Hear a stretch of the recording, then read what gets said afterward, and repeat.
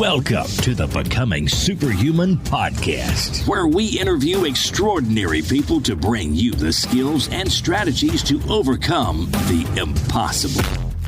And now, here's your host, Jonathan Levy. Before we get started today, I want to let you guys know that this episode is brought to you by the online course, Creating a Meaningful Life. Now, this course is the culmination of 20 years of work and research by my personal mentor and university professor, Linda Levine, and myself. Now, in it, we teach not only the skills and strategies that we've used and taught and which are being used by life coaches all over the world to create a life of fulfillment and balance, but we also go into how you can design your lifestyle, how you can improve in every aspect, all 8 of the aspects that make a complete and rich life. And really, we share a lot of our wisdom. So if you've been inspired by the show, by some of the guests on here who seem to have these incredibly rich, fulfilling lives, I do encourage you to check it out. And of course, it is backed by a 30-day money-back guarantee. So to take advantage of a special coupon for listeners of this podcast, visit jle.vi/meaning. All right, here we go with the show. Greetings, super friends, and welcome to this week's show. Before we get started, I want to read you a review that definitely brightened my day from Click Reflex over in Germany. He says, it's totally worth listening just to get some book recommendations that are well worth reading. It's unbelievable how Jonathan manages to always find new and great interview guests that offer exciting insights into so many topics. I've learned a lot, and I'm looking forward to each new episode every Tuesday. Toda, which is thank you in Hebrew. Thank you to you, Click Reflex, although I do have to give credit. Actually, most of the guests on the show are being found either by our teammate Mina, who's doing a fantastic job researching new guests, or by you guys sending in your recommendations. So if you do have any recommendations, send them in to info@becomingasuperhuman.com. All right, on to today's episode. Today, you guys, we are joined by the author of the book, Breaking Busy, How to Find Peace and Purpose in a World of Crazy.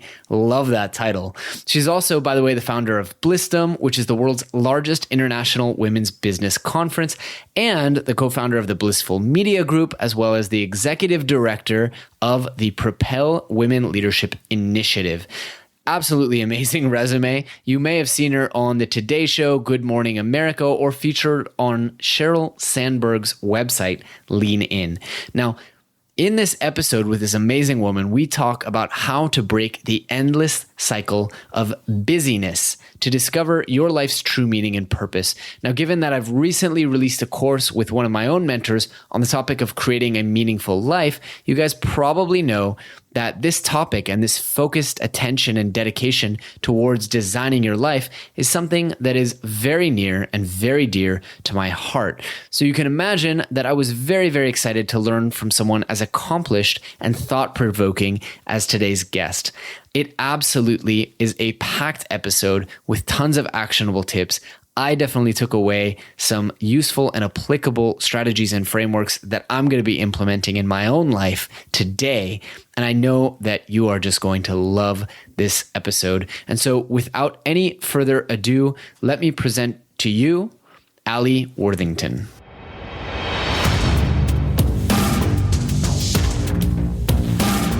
Alli, welcome to the show today. We are so excited to have you. Thank you so much for making the time. Thank you. Thank you for having me. I'm really excited. Yeah, actually, someone on our team found your book and told us, we absolutely have to interview you because we're all about productivity, within my company, given that that's something that we hold in high esteem. So I'm really looking forward to learning some of your tips. Oh, that's awesome. Whoever that person is, I need to send them a thank you card. Yeah. So, Alli, I understand that you actually have a pretty incredible CV. Tell us a little bit about your backstory. Well, sure. I have a very unique story. I am the mother of 5 sons. They are ages 8 to 17. My husband and I, we live outside of Nashville. I spent 10 years as a stay-home mother. And when our fifth son was born, my husband's job came to a very drastic end. I like to say we lost everything before losing everything was cool in the recession. We ended up losing our home to foreclosure. We lost literally everything we owned except for what fit into 2 storage pods. And we essentially became homeless. We were living with my family members while my husband was interviewing for new jobs. So that's 2007, 2008. I decided that I was going to teach myself how to start my own business, build some sort of online income so I could help support my family so we wouldn't end up in that situation again. And I just was fortunate enough to be in the kind of the boom and the beginning of the social media craze where I understood it, spent a lot of time on it and dove into it. And that allowed me to build not only an events business, but a consulting business where I helped individuals and big companies learn how to use social media in a really human way and learn how to engage with people online and build marketing campaigns around that. Interesting. And then as a virtue of running the business, raising the 5 boys, being a homemaker, you've also become known as really an expert in kind of productivity and time management, right? Right. And it's just out of necessity. If you had asked me, say, 4 years ago, what my secrets of productivity are, I would have laughed and said, well, I just do everything and I don't sleep, which led me to, hitting the proverbial wall and going, okay, I really have to figure out how to balance all of this so I don't go crazy. That's awesome. And I think I actually wasn't surprised to see that you've been featured in the Lean In website. I'm a huge fan of Sheryl Sandberg. I think she's a wonderful role model for so many women out there with this huge message of time management and being able to balance career and family and all of that stuff. I have to ask, how is it that you came to be featured on the website? I'm so jealous. Oh, sure. I'm a big fan of hers. I was approached when the site was launched to see if they could feature my story, the story of, us losing everything and me learning how to lean into difficult situations, to not back down from them and still be able to build a successful business, as not just women and men, we all go through, I feel like if we're not in a storm right now, whether it's in our business or our personal life, we're coming out of one or about to move into one. So learning how to face what life throws at us with strength and to keep going, I think is a great message for people to hear over and over and over again, because it's really the human experience. Absolutely. It's funny. So I've done some writing on productivity myself, and I'm writing a course currently on endocrine health, right? So how to optimize your testosterone. And one of the things I'm covering is stress, because, cortisol messes with the hormonal play in the body. And what I'm realizing is a lot of us, we just stress because it's kind of like, we treat it like caffeine. Well, this stress and this adrenaline and this cortisol is going to make me get more stuff done under pressure. And people don't realize how unhealthy that is, that actually you're more effective from a place of calm, I think. Oh, absolutely. And this is going to sound so vain, and I wish I had something a little bit more poetic to say, but one of the things that made me take a look at my life and how I was living and running so hard and so fast and not sleeping was I started gaining weight, which, too much cortisol will make you gain weight. Yep. But I started getting wrinkles around my eyes, and I went, okay, of all the things that could make me actually take care of my health, those were the 2 symptoms for me that made me go, okay, there's actually something to this. I can't just run my body into the ground all the time. I have to learn how to work smart. Incredible. So that's a really nice segue, because I love that we've kind of done this hero's journey. You've discovered your purpose at this point in the journey, and that's to help people escape this busyness, not business, but busyness, and find their own true purpose and calling and pursue that from a place of calm. I think you and I are definitely aligned on that. So since we're so interested in learning on the show, and my background is in learning, I want to go a little bit through your learning process, right? You start experiencing these changes in your physiological health. And if we fast forward to today, you're considered an expert and you've published a book on the topic. So walk me through how you learned so much about these skills and what it took to actually become a master in the field, if you will. Well, sure. It started very innocently. It was 2011. I had made New Year's resolutions to, learn how to manage my time and set up systems. And I never did any of it. I mean, nothing. So in 2012, I made the New Year's resolution just very simply to figure out how I was spending my time, because years of trying to learn how to manage it were not working. So that year, I just started paying attention to what I was doing. So it was just collecting data. I didn't try to change my behavior at all. I just collected all the information on what I was doing and then started putting the patterns together, because I believe until we know what we're doing wrong, we can't really fix it. Agreed. So the first thing I did when I had all of this data together, looking at it, I realized I was working a really long work day because I wasn't managing my time well. I was in group chat on Skype. Now everybody's group chatting on Slack. I can't tell how many people want me to join Slack. No way. It would kill my productivity, right? It's funny. I just joined. So sorry. Well, let's talk in 6 months and you'll be like, it's brilliant or it's sucking up all my time. So I look at it and I realize I'm working so much because I am in group conversations with people, or, I'm on YouTube because I have to watch a baby sloth video or something.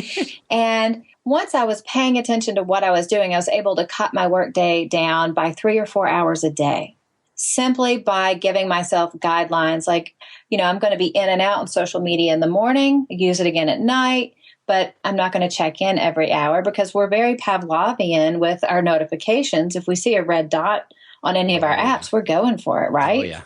So that was the first thing I did. And then when I decided I was actually going to write a book about how to break out of this hamster wheel of busyness that we're all on, I read just about every book on busyness and time management out there. And I had this epiphany that if time management was the real cure for busyness, we wouldn't all still be busy. And what I found in all of my research is this underlying psychological reason for busyness. Everyone's is a little different, but for most people, it comes to not wanting to disappoint others. So whenever we are asked to add something to our schedule, whenever we are asked to take on a responsibility, instead of being very systematic about it and going and thinking about it, is this the right decision, and do a cost benefit analysis, we're humans, we're emotional. We don't want to let other people down. And so we add to our to-do list, we add to our responsibilities because we want to help other people. We want to be nice to other people. We want to be great people, but it becomes a cycle that we get in. The more we do, the more we get great feedback for it, which that's wonderful. We're going to add more of that to our schedule and then so on until we wake up one day and we're actually miserable because we're doing way more than we ever should have. And our work suffers and our happiness suffers. Right. And then we end up disappointing those people anyway with mediocre performance, showing up late, forgetting things. I mean, it's like damned if you do and damned if you don't, I think. Exactly. Yes. That's so interesting. I mean, I think a big part of my productivity toolkit is exactly that, is actually learning to say no. I think that's the most important thing, and giving people real reasons. For example, I don't think I'd be able to devote the full amount of attention that this project deserves. I'm going to have to, throw my name out of the hat kind of thing. And that's a huge skill, just that saying no. What are some of the other ways, Alli, that people, quote unquote, break busy? Well, one of my favorite ways I learned from Susie Welch. She developed this 10-10-10 analysis. And at the core, it's you ask yourself when you're making a decision, how am I going to feel about this in 10 minutes? How will I feel about it in 10 weeks? And how will I feel about this in 10 months? So I like to play the game of what will future Alli feel about this? And very often, future Alli in 10 minutes is going to be happy if I take on more responsibility or if I decide to do more things because it feels great in the present. But then in 10 weeks, future Alli is going to be kind of torqued that I took on more responsibility because I don't really have the time or the resources, right? Right. And then when I picture myself in 10 months, then I'm super annoyed that I've taken on all this extra stuff because I don't have the capacity to do it. So when I use that 10-10-10 analysis, it takes me out of the present, helps me picture myself in the future and go, okay, does this new thing really fit into my life?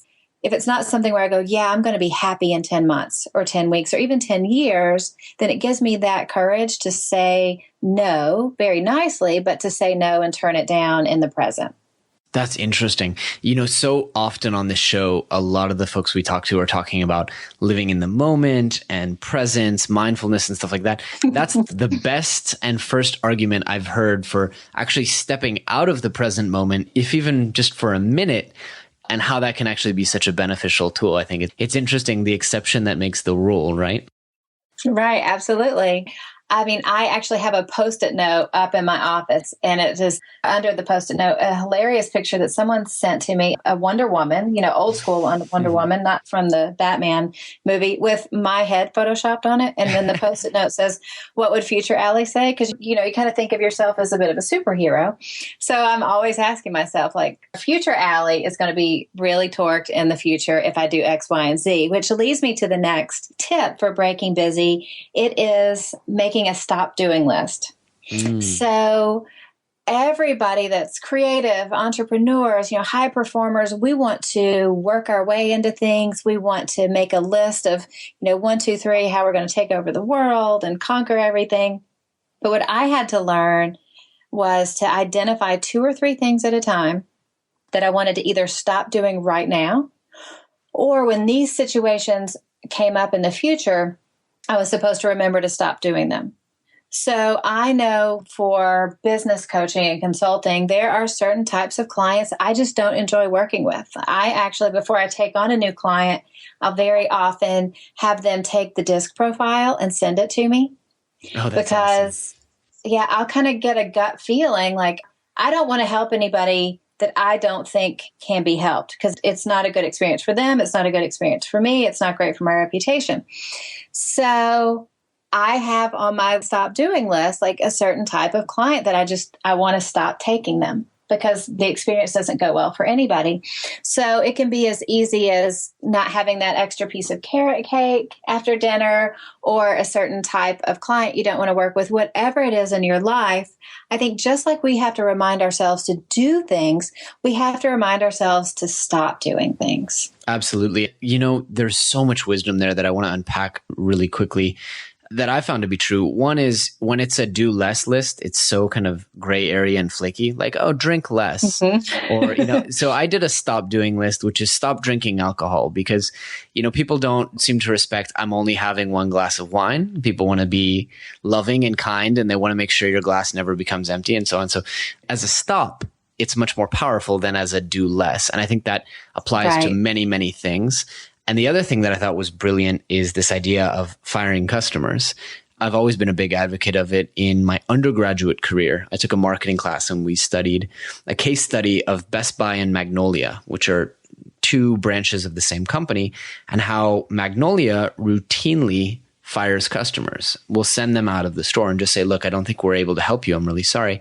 And ever since that message and realizing that, I'm very deliberate about only taking on students and only investing my time and energy in building products for the students that I think, as you said, can help themselves. And I always like to say to people, it can sound very cruel, but there are enough people in this world who need your gift and are willing to put in the effort, are willing to self-motivate, are willing to do the homework. Focus on them. There's no shortage of people in this world who need help, coaching, motivation, inspiration, love, whatever it is that your gift is to give. So I thought that was right on point. That's awesome. I do love the businesses that are brave enough to go, you know what? We love you, but we're obviously not a good mix. Let's part ways and roll with it. It just makes everything so much easier. Absolutely. And especially for the clients who do stick around, the service has not been diluted for them. It is exactly what the core customer wants. I think that's really, really cool. I want to touch actually a little bit on, you mentioned coaching. So, in your experience working with people from all over the world, what would you say, because you go so far beyond just the productivity, but also into the goal setting and the dreams and all of that good stuff, what do you think is the biggest barrier that you found and the most common barrier standing between people and their dreams? It's a great question. There's 2 things that I see very often. The first is a focus on the wrong things. In business, for instance, people get sucked up in vanity metrics. right? So, everyone wants 100,000 Twitter followers, but if people are only clicking through at, 0.05% or, whatever it is, it doesn't really matter, but that metric stands out and it makes people feel good. So focusing on the right things and learning what things really matter are key for business. It's all about focusing on our life's work and then cutting out the busy work. That's the real key. And then the second thing is fear. Fear of so much cripples business owners. So fear of failure, fear of not being good enough. Sometimes it's just this overwhelming sense of doom about future events. So I think we all have a tendency, if we're not careful and we don't train ourselves to get away from this, to be our own false prophets. Yeah. Because it is so easy to say, oh, things are going to go bad. I'm not going to be up to the task. Everything's going to fall apart. Fear weighs us down and keeps us from reaching our potential. Don't you think? Yeah, I would absolutely agree. And I think the other thing, I just worked with one of my mentors on taking her university course about creating a meaningful life. And one of the quotes that I loved so much, she gave this Mark Twain quote, which was something along the lines of like, I've had many great tragedies in my life, almost all of which have never happened. This idea that like we spend so much time fearing and like living through these horrible tragedies of unbelievable failure. I just got off the phone with one of my dearest friends in the world, and I'm an investor in his company and stuff like that. And he's going through some hard times, might have to, live in the office, might have to make some real choices. And yet he's perfectly happy guy, perfectly upbeat, because the fear of failure and the fear of not making payroll this month or whatever it might be is so much worse than actually going through it, I think. Yes, it really is. It is that anticipation of this doom that's coming at you that steals your happiness and your energy and your whole thought process in the present for something that may or may not ever happen. Absolutely. Alli, do you have any other tools or kind of tips for people who, they heard you talk about that fear, they heard us mention that fear, and they're like, yep, that's me. That is why I'm not doing X. And X doesn't have to be starting your own business. X could be putting your artwork on exhibit. It could be quitting your job and finding one you love. But where that fear is something that they recognize in themselves, what would you recommend people do? It's all about mindset. So very often we talk to ourselves, of course, more than anybody else ever talks to us. Mm-hmm. And so we have, in Breaking Busy, I talk about false scripts that people live under. It's as if we're all actors in a play and the script is wrong. And we hear these things in our head all the time. Very often we believe, for instance, that happiness is just a few steps away. That when you go through your life, when I get my college degree, I'll be happy. When I'm married, I'll be happy. When I have children, when I have a house, yada, yada, yada. So we're putting off our happiness. At the same time, we keep getting more and more successful. And then we realize we're not happy. So that's where fear comes in. Like, I'm not happy. I'm supposed to be happy. I'm supposedly doing everything right. And when those fears come in, it is key to replace the lies of fear. The lies of fear are things are all going to fall apart. You're not up to it. All these visions of failure that go through everyone's head at some point. And to be really practical and kind of step back a couple of steps and go, this is what I'm thinking. But in reality, I know it's probably not going to come true. And I'm going to replace that lie that is going through my head with truth. And here's what I know to be true. And you have to just go through, here's who I am. Here's what the business is. If X, Y, or Z happens, this is what I can do. And just prepare yourself, fortify yourself with that truth to replace those lies that go through your head. Awesome. I love that. And I think that's so important. We've heard about self-talk a little bit on the show, and it seems to come up with so many experts in the field and so many top performers that really you need to put a lot of thinking into I like how you called them, the scripts that you're playing out in your mind every single day, because it's, thinking makes it so. Absolutely. Absolutely. And once you start to become aware of the scripts that go through your head, you'll recognize patterns. If every time you get in a situation, you hear yourself say to yourself in your head, this is going to be a failure, or I'm going to make a fool of myself, or I'm going to lose my investors' money, whatever it is, you can go, oh, there's that voice again, right? Right. And say, that's what I tell myself. But however, I know this to be true. And it's a discipline, and it doesn't feel comfortable. It feels a little awkward at the time. But once you start practicing it, it is life-changing. Yeah. My mentor calls them gremlins, which I think is kind of this cute little way to term them. They're just these like little nasty, tiny little elements of yourself that aren't the full self, but they're these perverted little ugly creatures inside of you that are like, no, you won't look good in that, or things like that. And I think that just shining light on them seems to kill them a little bit, or weaken them at least. That's awesome. Alli, since you're such a force of nature and you're doing so much in the worlds of business, and I know you're also coaching and you're also working with a nonprofit organization, I wanted to bounce something off of you, actually. And I think this is a bit controversial, but on Saturday, I was reading David Dida's book, The Way of the Superior Man. And I had a little bit of a struggle with a lot of the stuff that he says, and at least the way he says it. I think he can come off a little macho, almost a little bit, not sexist, but in a way that like he's very clearly enforcing gender stereotypes. That's kind of besides the point.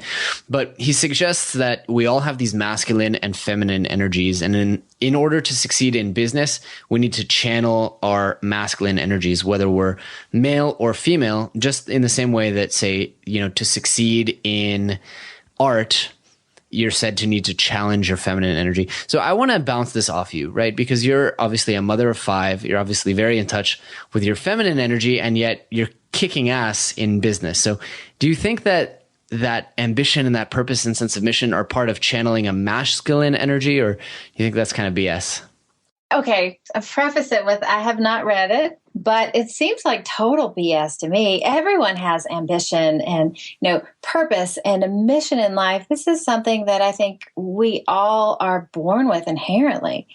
Like, I understand maybe it's a great hook to say relationships and, creation as being a feminine thing, but we all have it. Now, I will say that I do think sometimes we are raised in a way that makes us believe there are these two different energies. And if those of us who kind of believe that way, if we look back to our childhoods, we can probably remember kind of being socialized in that way. So a lot of it is just breaking those socialization scripts. But yeah, I don't get that at all. I mean, nobody loves to wear pink high-heeled shoes and kick down doors more than me. So I really do think it's kind of silly. Yeah, I think there's something interesting there, because we want new age men to get in touch with their inner feminine. And there isn't, so much talk, I guess maybe in sports, encouraging women to get in touch with their inner kind of masculine. He paints this whole dichotomy, which I think is kind of besides the point, that we all have these two energies and we need to learn how to use them. But I kind of agree with you. I think there's something incredibly feminine in a way that women pursue their goals, and it's very different perhaps than the way that men pursue their goals. So I think that's interesting. On that note, though, tell me about some thought leaders or books that have most inspired you along the way. You mentioned one before, but who are some of the most influential authors or thought leaders that you followed? Well, 4 years ago, I read a book that really changed my life. I read Donald Miller's Million Miles in 1,000 Years. And it's Don's journey of learning to live a better story, where he actually, looks at his life, a step back, it's a memoir, and just learns to live in a better way by using the elements of story. And that challenged me to want to live really well with more purpose. And I wanted to challenge myself every day with the question, am I living a great story? So that was fantastic. So that book was 4 years ago. And then a couple of years ago, Don started doing StoryBrand. So that was his book. And then from the business perspective, he is teaching these elements of story, the narrative arc, and how we can market our businesses well by using these elements. And he has a StoryBrand podcast, and he does in-person workshops, and there's an online StoryBrand course that you can take too, but he teaches, the character. The character has a problem. How does the character solve this problem? He meets a guide. The guide has a plan, and he can either rise to the challenge and be successful or fail. And so he teaches how, even movies like Star Wars follows this arc, and Tommy Boy follows the arc. And it really teaches you how to, whether it's a book or a product, how to market by using the elements of story. So it's just fascinating what he's done, from learning in his personal life to live a better story, to researching it, and now it's become an entire business for him and his company. I love what Don's doing. That's super cool. Actually, a friend and mentor of mine, Anthony Metivier, is a former story consultant and has really influenced me on the importance of storytelling in my own work. And I was just doing a coaching call 2 hours ago where someone was asking me, hey, I'm in this new space. I really want to become an expert and a thought leader and an influencer in this new industry. How do I do it? And I was like, man, you got to tell the story of what brought you here. So really, really cool. I got to check out Don's work. That's great. Yeah. So Alli, what's next for you? What are you working on right now? Right now, I'm doing my work with the nonprofit, and I am just beginning this month to write book number 2. And it's funny, we talked so much about fear today. It is going to be around the topic of fear. I think this is the first time I've publicly admitted that. And if I'm not embarrassed to say, it scares me a little to admit it.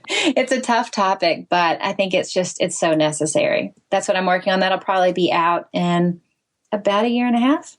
That's awesome. That's awesome. Good luck on the journey. I know writing a book, for me at least, is a labor of love. It's kind of like what I imagine giving birth would be like. It's like a long process. Yes. It's really awful. People say, what's it like? And I said, it's like punching myself in the nose repeatedly. That's what it's like. Yeah. It's tough.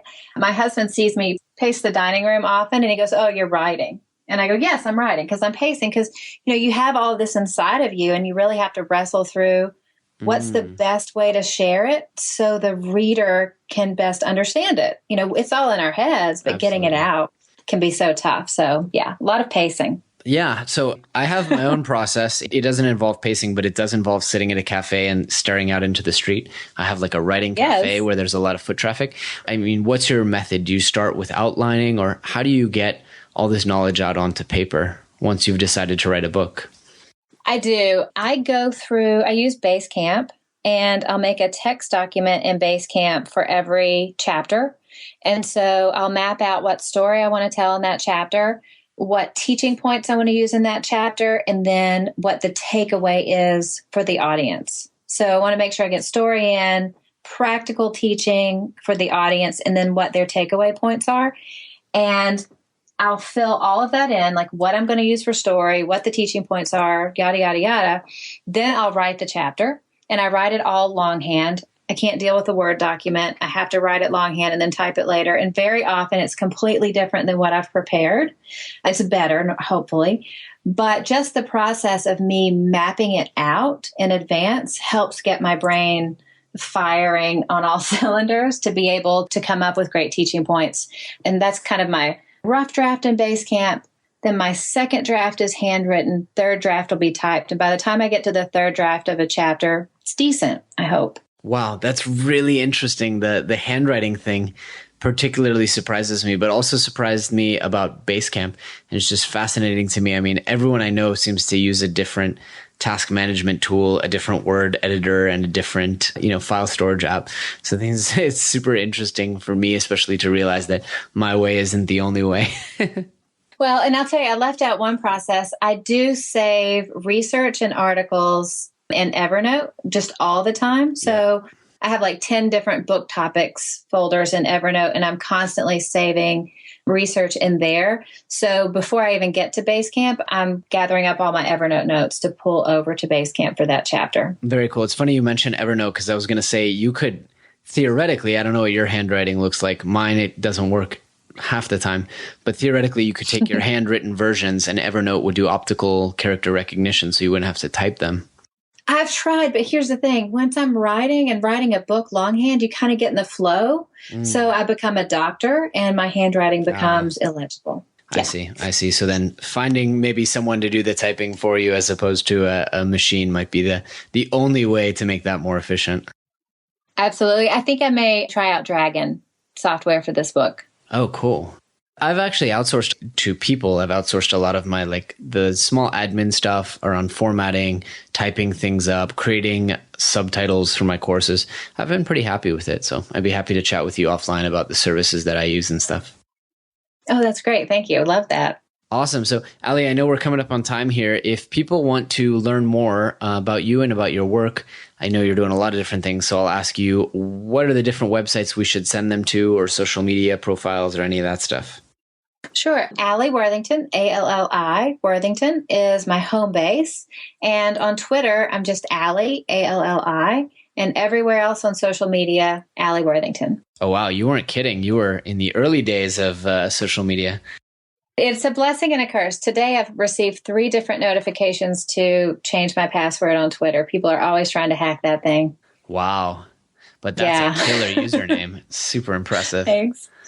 Well, Alli, it's been such a pleasure chatting with you. I want to close on one specific question that we always like to ask, which is, if people take away one message from this episode and they carry it with them for the rest of their lives, what would you like for that message to be?